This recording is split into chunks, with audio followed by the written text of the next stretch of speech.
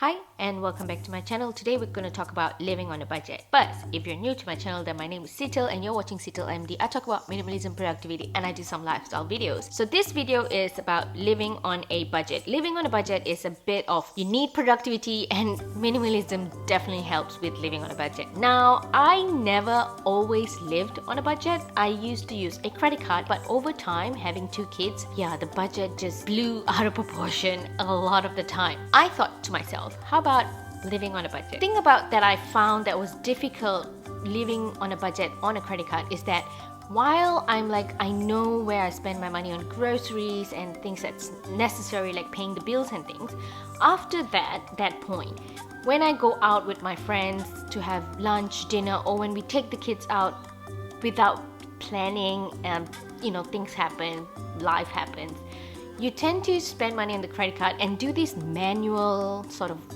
calculation in your head where you think, okay, I'm just exceeding by 100 or 300 or whatever it is, and you're not exceeding by a lot because you think you've got it under control because you're thinking it. And then when the statement comes, you're like, how did I go 3,000 over my budget? So in this video, I'm going to share with you some easy tips on how is it to live on a budget. But before we do that, I do have to mention that I have stopped using a credit card. So my husband and I decided that maybe we would try living on a budget on cash and see how that worked. The first couple of months didn't really work so well, and it was because I was getting it as a lump sum for the entire month. As any teenager might tell you this, when they get a lump sum allowance at the beginning of the month, they tend to run out quickly, and then the last couple of weeks during the weeks would be a bit dry. So it turned out it was the same with me, and I didn't like that feeling of being tight. I do not want to feel like we're restraining ourselves. So living on a budget as an adult, you want to feel in control of your finances, and yet you do not want to feel like you're forcing yourself to live in a meticulous way, so to speak, right? So we would live on a weekly budget, and that worked so much better. Now I can go for my facial, my massages, I can pamper myself, I can take the kids out to parks and zoos and whatever that I wanted to spend money on them. We go out with our friends, we have date nights, we do so many things with that money while living on a budget on a weekly basis. And if you want to know how I do it, then stay tuned. In this video, I'm going to share with you 8 tips on how you can do it too. So tip number 1 is make sure your groceries is first on the list. Get your groceries the first day you get your money. If you want to do your groceries on Sunday, then you need to start your budget or get your weekly budget for that week on the Sunday. Also, with groceries, here's the thing. So depends on where you live.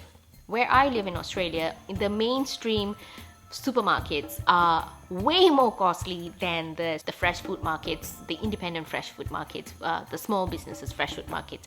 So I would buy my food from the small businesses where the food is fresher, they are most of the time organic, and they are so much cheaper. Like, I'm surprised, like I can buy just fruits and vegetables for $30, $40, maximum $80 for that week. Whereas if I go to the big supermarkets, these things cost a lot of money. And I never used to compare the things. I used to think that when I hear adults comparing the price of the chilies in the market now, or the onions in the market now, or that they bought onions in this place for this price, or this place in this price, I did not realize that I would someday become that person. But becoming that person is so important in order to get your finances in order. So just compare 1 or 2 things. Like a punnet of strawberries that I buy would be $5 at the big supermarkets, but it would be $3 at the smaller supermarket. So these things do add up. You would end up spending at least $50 to $60 more at a big supermarket. So you need to learn to shop where you shop. So I always shop to the last cent for my groceries. I plan it out. I don't overbuy. I buy just enough of what I need, and I make sure that I know how to cook these things, and I will cook them. Tip number 2, save first before you spend. So let's say you've allocated $200 or $150 for that week groceries. Save, put some money aside from what's left for that entire week, or aside for savings. You need to have this for your future, for your kids' future, whatever future, for that holiday that you're planning. Keep money aside for that. So after I've spent money on groceries, I quickly transfer some money into another account so that I will have, I would feel like, okay, I've done my savings. Now whatever's left in my weekly budget, I can go all out and spend all of this And that's where you feel like you've got autonomy, you've got freedom, and you've got, the right to spend everything. Number 3, you need to work with a partner or someone in your family to sort of have like an accountability partner, so that you can like talk about it, like, hey, this week we already bought groceries for the rest of the week, so we should try to cook at home as much as possible, and we've also put money aside for that trip that we were planning, or the kids savings account, or our savings account for our future when we are old.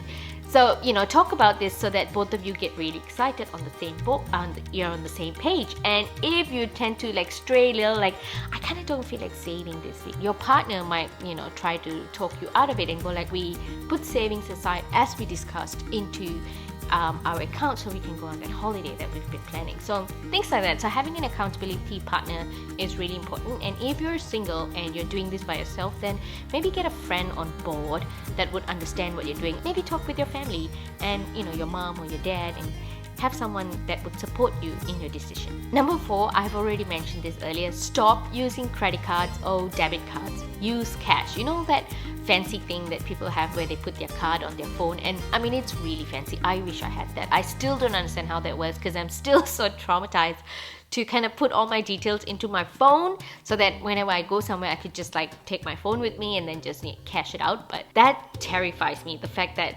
people would actually do that, because things have happened to me in the past where, like, when I was doing my master's at uni, my husband was like, why are you spending like $20 every meal in uni? Like, one day you spend like $60, and I'm like, what? That's ridiculous. I go to uni for my class, and then I come back, I maybe buy like a $3 coffee or a maximum of $10 with some veggie sticks or something, but I eat at home, we cook, this. And he's like, yeah, I know this, but still you're spending this much money. And then he showed it to me, and I'm like, that's not me.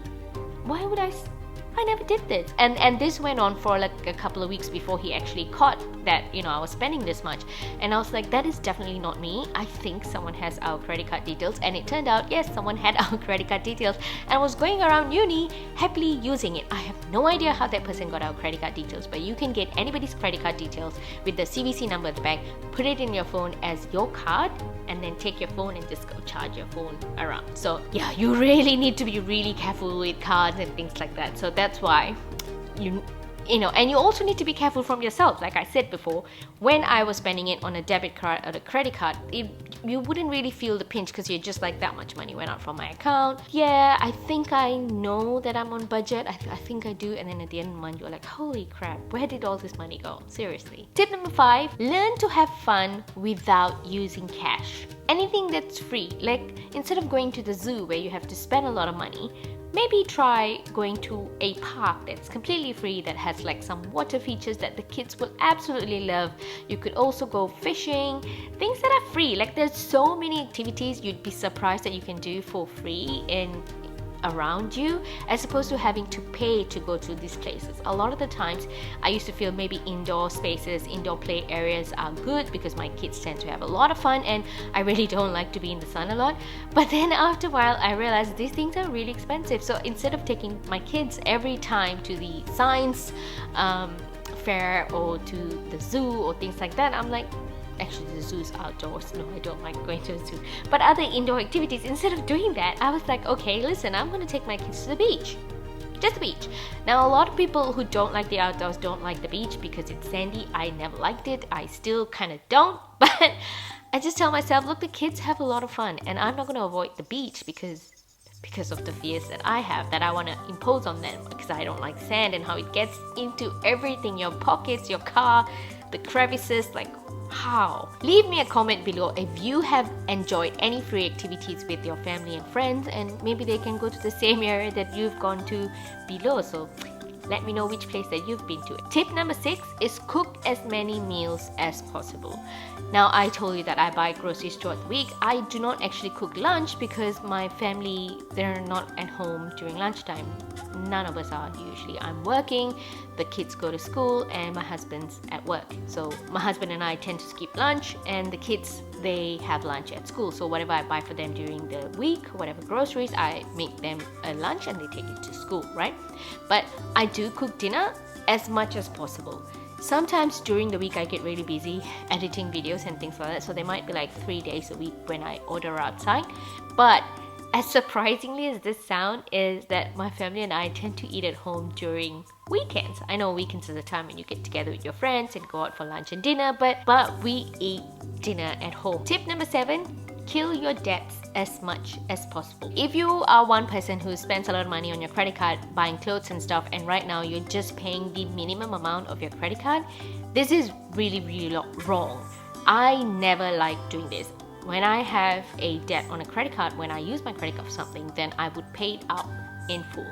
However, there are a lot of people who feel that instead of paying the credit card debt in full, they might as well use that money elsewhere, in their finances, in their businesses and things like that, as opposed to paying up the credit card bill. But every time you don't pay the full amount, you're going to have compounding interest, so you end up paying a lot more if you do not settle the debt on your credit card immediately. Try your best to put that savings aside to kill the debts on your credit card a little at a time, but do this regularly because you want to make sure that there are no more debt. And the last one is set inspiring goals. So for my husband and I, the reason we are living on a budget is so that someday we will buy a house cash. So set inspiring goals for yourself, not goals that are too far-fetched. Like, I wouldn't say you can buy a mansion someday or a chateau. I'm not saying that we should not want to achieve higher things, but be reasonable and have goals that are set high but inspiring because they're real. I hope you enjoyed these tips so far. If you did, do leave me a comment below or hit the like button, subscribe